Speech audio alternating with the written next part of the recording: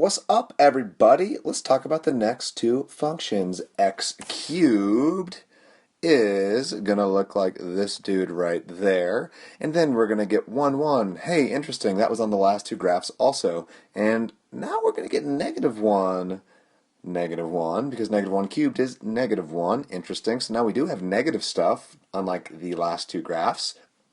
Sorry, that's gross. I'm gross. And then 2, we're going to jump all the way up to 8. So I'm actually going to modify the scale real quick. And notice that I have modified my scale so that in the x direction, each of those lines that you can barely see are 1, but in the y direction, each of those lines is 2. So that way, when I go over 2 to the right from that key middle thingy, I'm going to be able to go up 2 cubed, which is 8, which is going to put me up here if I'm going by 2's for each of those lines. And then if I do -2 cubed, that's going to put me down here, because that gives me a better idea of what this graph looks like. It's going to be like, whoa, hello there, I'm x cubed. And again, that is 2, 8 to help you remember what my scale is. There we go. And again, we do have negative y values because when you cube a negative number, you get a negative number back. Now this domain and range, not terribly interesting. The domain is just all real numbers, as is the range. The range is also all real numbers, because I can cube any real number, and I can get any real number as a cube. It's going to get bigger and bigger and bigger and bigger and bigger and bigger and bigger and bigger and bigger forever. If I wanted interval notation, x is an element of the interval -infinity to +infinity. Same thing for that range. Y is an element of -infinity to +infinity. There we go. That is our cube graph. Getting steeper and steeper and steeper and steeper and steeper and steeper because cubes grow quickly. Well, now let's talk about the super related graph, the inverse. There's that 1, 1 point right there. Kind of looks like an owl. There's -1, -1, and then -2, -8.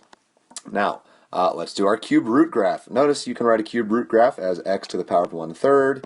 You can also write it as cube root of x like that. Still have 0, 0, still have 1, 1, still have -1, -1. Oh, I goofed that up again. I want to change my scale. Mr. Reed, you messed your scale up. No, I didn't, but I did kind of flip it from what I did last time. Now, in the x direction, each tick is 2, and in the y direction, each tick is 1.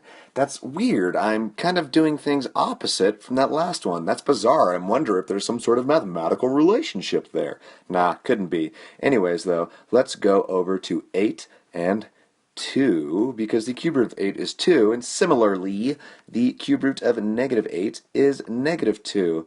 And I can graph my curve in, bum, bum, bum, bum, bum, bum, bum, like that. And again, domain and range are going to be all real numbers. So I'm about to be a super lazy, and I'm going to copy that, because it is exactly the same. Boom. Here we have the exact same domain and range for the cube root. I know it doesn't seem like the range would be all real numbers, because it's like, hey, look how flat that is right there and right there. But I can continue and can continue and can continue to put in bigger and bigger x values. And as I do that, y will continue to get bigger as well. Not as quick as a cube graph, but it will continue to get bigger. So look at how closely related those two graphs are. I know they're easy to confuse because they're both just like curvy, weird things. But remember that if you're cubing something, it's going to get big. And if you're taking the root of something, it's going to get smaller. And the right graph is not growing quickly. The left graph is growing like crazy. But again, we do still have that 1, 1 point, which is going to help us when we start doing transformations. There we have 8, 2. And then similarly, all of the negative versions of those points to the left here, right there. So there we have our cube and our cube root graph. Super duper similar.